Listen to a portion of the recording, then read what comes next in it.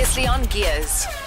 My Daisy's Double D's feature, we're chatting to a brilliant golfer who just won the Sunshine Tour Zimbabwe Open at Royal Harare Golf Course. But he isn't just a talent on the course, he's a bright spark too. My dude today is Jake Roos. I thought I'd keep my intro short and sweet and that we'd hear more from Jake himself. Yes. Has he answered? Jake Roos, congratulations. Welcome to Gearz Balls Visual Radio, sir. Hi, Sasha. How are you doing? We are top class. Very, very proud of you, my friend. You just missed a stunning intro from Daisy. Wow, whatever you sent her, she read it perfectly. You didn't send anything. Thanks, Daisy. Hey, Jake. Well done on your win this last weekend. Thank you very much. I appreciate it. Jake, this is your 6th win on the Sunshine Tour, I think, and but the previous 5 you won in playoffs. What was it like claiming outright victory this time? Oh, it's a little less stressful, I can promise you that. But yeah, no, look, I've been fortunate every time I've been in a close situation with some other players. I've managed to come out on top. But this week was close again, but at least it wasn't a playoff. So yeah, grateful for that. You went into the final round where you 4 shots off the lead, I think. Have you gone, with your previous wins, have you gone into the final round leading, or do you find it better almost coming from behind the leaders? Yeah, it's definitely a little bit easier coming from behind the leaders because I mean, especially with Darren Fichard leading, he's the first oak on the order of merit, and he was the highest ranked player in the field. So all the pressure was really on him to win. So it was easier to chase and just sort of give caution to the wind. It's definitely a little tougher playing with the lead. So yeah, I think I prefer being a couple back going into the final round.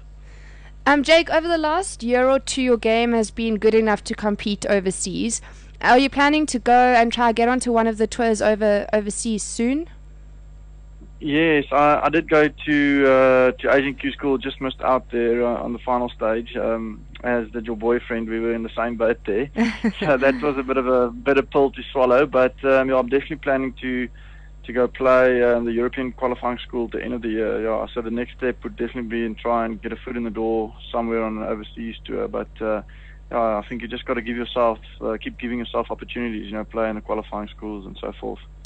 Jake, by winning the Zim Open and other tournaments on our Sunshine Tour, do you get any exemption or invitations from some of these tournaments in terms of European? Not really. Not really. Not really. So the nice thing is that you do get world ranking points now, and my world ranking has climbed. So it does give you a little bit better leverage to ask for possible invites. But there's not a direct tie to the tours as such. But obviously, the better you can sort of work your CV on this side, it would help to get some more spots. I've got an invite for the Austrian Open in June, so that's already helped. So I'm going to try and get into 1 or 2 other events in the meantime before I go to qualifying school, just to get as much exposure as I can over there. But yeah, it's not easy if you don't have that card. You really need that tour card. And going to qualifying school isn't easy. I mean, I think mentally, emotionally, and playing-wise, it's a long thing to have to get through all the tournament, all the cuts after different stages. I think it's better maybe just win a tournament at the end of the year, one of the co-sanction events. Yeah, exactly. No, the easiest would be just to win one, because then you somewhat get a 2-year exemption, which is also better, So. But yeah, I mean, look, the qualifying school is not great, but I mean, most guys had to go through it, so it's one of those things. And because I had a good year last year, I think I should start either in second or final stage. So I will get to skip 1 or 2 stages, but yeah, it's one of those things where you just got to sort of pay your dues and just try and get through it and move on. And Jake, what's next? Are you going to continue now? We're going to the winter tour now, don't we?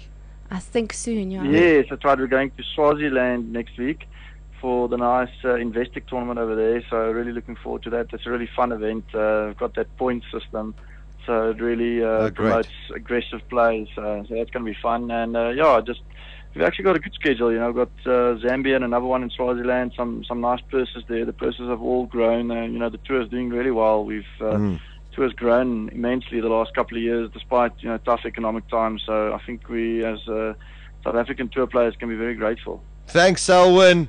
There we go, Nate. To you there, yeah. Jake, you're a recent new daddy to a gorgeous little girl. Firstly, how's that going? How are you enjoying fatherhood?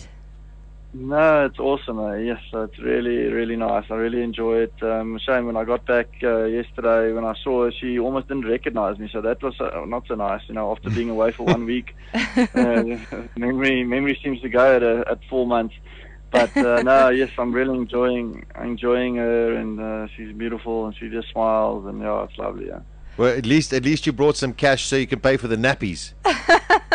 Exactly. Yeah, and it's actually US dollars these days from Zim, so it's not Zim dollars anymore. So hopefully they'll take me a long ways over here. Oh, brilliant. I've heard a lot of the guys on TV say it helps having a little family to come home to after a bad day out there, and seeing, like, for instance, your precious little girl and wife, and realizing how blessed you are. Do you feel that it's like that for you too? Yeah, no, definitely. I mean, I think it, before I got married and before we had a little one, I think you more sort of one track minded. It's just about you, and now perspective changed a little bit. Your perception on life and what's important. So yeah, it's very true. I mean, even if you don't have a good day, you still have a lot to be grateful for. So yeah, it definitely does change things a little bit for the better, though.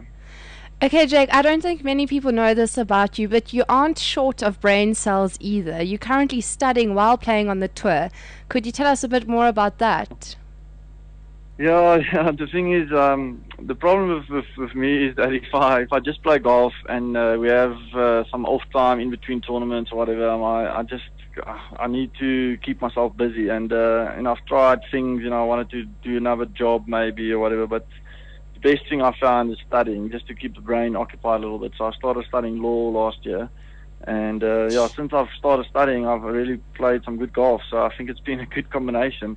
I might just have to study forever, keep that degree, just spread it out for as long as possible. You know what they say: healthy mind, healthy body, healthy body, healthy mind.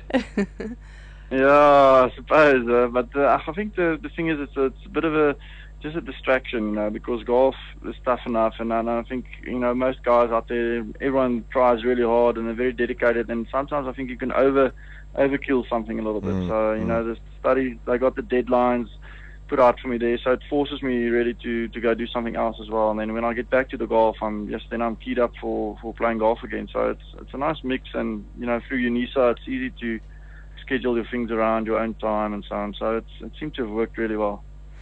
Jake, what's your favorite tournament on the Sunshine Tour schedule? Yeah, that is a good question. I suppose the Dimension Data is really fun down at Fancourt. That's just a really nice week with all the the sponsors events that they organise, and my wife's always there, and I think there's a lot of nice energy that week. But I mean, there's so many good events, but I'd have to say that Data probably are. I think most guys would agree with you. They all enjoy that tournament. No, that's a lot of fun though. Exactly, Leopard Creek. No, Sash, you have to play Data. I love that golf course. Yes. But I haven't really played so well there. I need to get the monkey off the back there at Leopard Creek. But yeah, I mean, it's in terms of the best golf course in the country. I think that's the one. I mean, that's such a beautiful layout. I really like playing. All right, I'm putting some cash in you for Leopard Creek. Okay, well, that's not good. Pressure. Get the motivation going, yeah. No pressure. Excellent. Okay, I just want to finish off. Most of us dream of playing a round of golf with 3 people. Who would make up your dream 4-ball? Wow, geez, that's a good question. I don't think I'd like to play with golfers because I mean, we play golf with golfers every day, So yes. I think I'll go with tennis players. I like Roger Federer, pure class. And maybe someone like Jerry Seinfeld, and let's say me, Sasha Martiningo. Sasha, I've already played with you, man. You gave us a hiding last time. Yeah, one of those things, eh? Yeah, one of those things. So yeah, maybe let's say Pete Sampras. Yeah, I love the tennis, watching tennis as well. So I'll go for those. That's a top class 4-ball with Jerry Seinfeld. You're a man of class, Jake. You're going to win tons of tournaments. Thanks, man. No, I hope so. Okay, awesome. Thanks so much for chatting to us today, Jake, and well done again. And good luck for Swaziland next week. Yeah. Thanks for having me. Thanks, guys. It's a pleasure. All the best, Jake. Thanks very much. Oh, magic. What a nice guy as well. And he's studying. Man, that's quite impressive, eh? Yeah, it's very interesting though. I think a lot of the guys enjoy having something to take their mind off golf. Yes. And obviously his way of doing that is studying, yeah. Very good choice. Weekdays from 12 to 2 p.m. Central African Time. Beautiful, beautiful. Gearz with Sasha Martinengo on bulls.co.za.